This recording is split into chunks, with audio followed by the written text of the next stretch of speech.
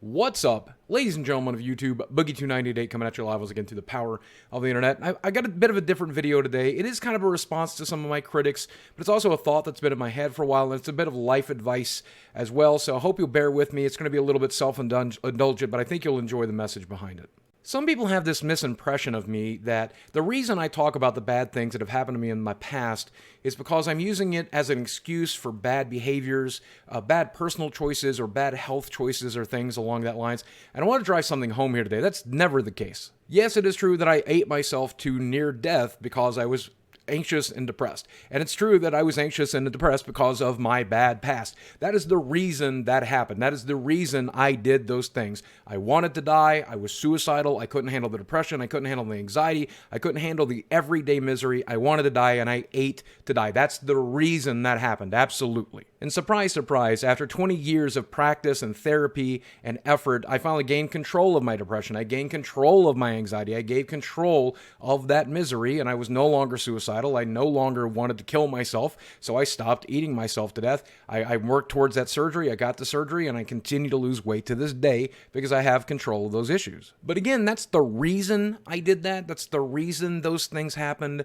But they are not excuses. There is no excuse for eating myself to 600 pounds. It is detestable. I hate myself for having done it. I hate that that's what I did with my one shot at life. That's the one thing I did with this body. There is no excuse for it. I don't ask you to excuse me for it because I don't excuse myself. But there is one thing my critics are correct about. I was complacent with my morbid obesity, with my depression, with my anxiety for a while, and I just gave into it. I said, my life has always been miserable. My life is always going to be miserable. I'll never gain control of this stuff. There's no point in making healthy choices. There's no points in doing anything else. I just want to die, and I want to die early, and that is detestable behavior. People are correct to detest me for doing that. I detest myself for it. I hate myself for it. But when my mom died back in 2009, I made the decision to try to gain control of my life. And yes, here we are 10 years later, and I'm in more control than I've ever been, but I've still got a very long ways to go. But I decided to throw away that complacency and start making healthier choices and start doing healthier things. And at first that meant trying to get a hold of the anxiety, get a hold of the depression,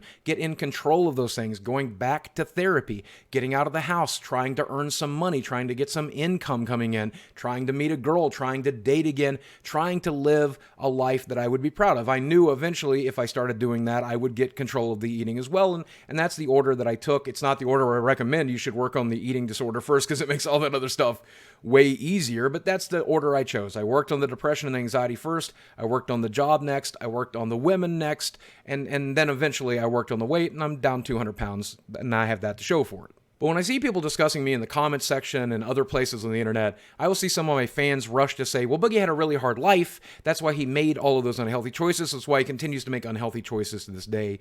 And whereas that is factually correct, even as a fan, you should never excuse my behavior, and you should certainly not excuse that kind of behavior in yourself. Now, I said earlier in this video, I do hate that part of myself, and that is probably one of the most unhealthy things you can feel. You definitely should not hate yourself. It makes it way more difficult to achieve the things that you're going to want to achieve and to dig yourself out of that hole. It's one of the things I struggled with my entire life. I struggle with now. That's why I was suicidal, because I hated myself. So I don't recommend you hate that about yourself. I would recommend you love yourself enough to try to give yourself a better life.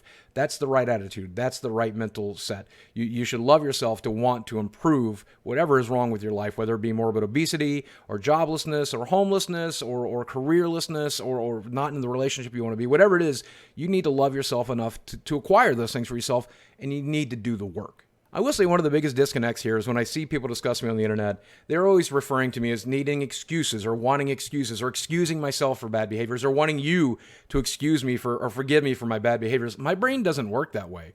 I never excused myself, and I will never forgive myself for the stupid choices I made up to this point. I'm not expecting you to either. I was suicidal. I wanted to die. I was eating myself to death. And that was a very stupid thing to do, and there's no excuse for that. There's no excuse for that. I should have only tried to self-improve, not self-destruct. And I'm never looking for people to excuse that bad behavior either. If you dislike that about me, you're absolutely right to dislike that about me. I disliked it about me.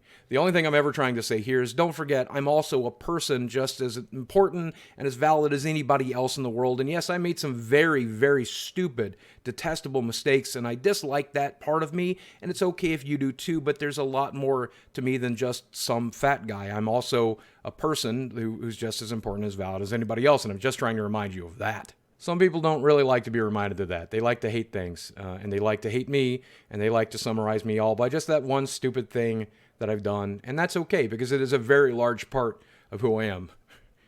Pun intended. It's a very large part. But for those of you who don't just see me as some fat piece of garbage, for those of you who do see me as a person, and for those of you who are rooting for me and encouraging me to make healthy choices, to do the right thing, to get better, to get healthier, to prove a point that almost anybody can do it, if I can do it, you can do it, then I appreciate that. I love your support and enthusiasm. Even when you criticize me, if you're supporting me in that endeavor by criticizing me for not doing it, I'm okay with that. I love healthy criticism. I welcome it every day. Just try not to be such an asshole about it. But otherwise, I welcome the healthy criticism. But if I allowed those things to be excuses, I'd have plenty of excuses. I'd still be 600 pounds. I would have gotten a lot bigger than 600. I would have been 700, 800, 900 pounds. I would probably be dead because I have a ton of excuses, whether it's the most recent divorce that I went through, or the back injury, or all the physical pain that I am in, or it's the depression, or the anxiety, or all the miserable stuff that I went through as a kid. Yes, I was mentally and physically and sexually abused. There are plenty of excuses, but if those were excuses, I would have eaten myself to death by now, or I wouldn't have lost 200 pounds with the surgery. I wouldn't be stuck at 370 pounds. I would be back up to 400 or 450 pounds, because this old brain of mine, dealing with all that misery lately with the pain and the divorce and everything, it's telling me, let's get back to self-destruction. I'm just not letting it. And right now I'm fighting to the best of my ability. You know, I'm watching what I eat. I'm using the surgery as the tool that it is. I'm back in the gym. I'm going to rehab. I'm doing everything I can to rebuild this body and be as successful as I possibly can. But if I don't lose any more weight, if I regain this weight, for those of you who followed me on this journey, I want you to be frustrated with me. I don't want you to make excuses for me. I want you to be mad. I want you to criticize me and to encourage me to get this right, because this is my last chance. This is the last chance I get. If I screw this up, then I prove a lot of people wrong, and that sucks, and I don't want to do that. So feel free to hold me as accountable as you want, because I'm holding myself accountable too. All right, I think that's going to do it for this video. Let me know what you guys thought about this. I hope it is motivational for you. I hope that whatever you were going through, whatever you were dealing with, just like me, even if there are reasons for your bad behavior, even if there are reasons that you can't do the things that you want to do, you have to realize you have to do the work anyway. You have to do those things anyway. And I hope that my choice to do the right thing, my choice to fight as hard as I can, will encourage you to make the same choice for yourself. And one of these days, I do want to make the video talking about everything I actually went through as a kid. It's something I've been on the fence about since my mom died in 2009. I've wanted to make that video, but I'm also kind of afraid to make it. I want to talk about all of the things that I went through. I want to give you an example of what it was like. I don't know if that video is ever coming. I don't know if I have the strength to make it. But let me know in the comment section below if that's something you would like to see. I think it's going to be hard to make. But that's another day. So, guys, thanks for watching. I love you very much. Speak with you again soon.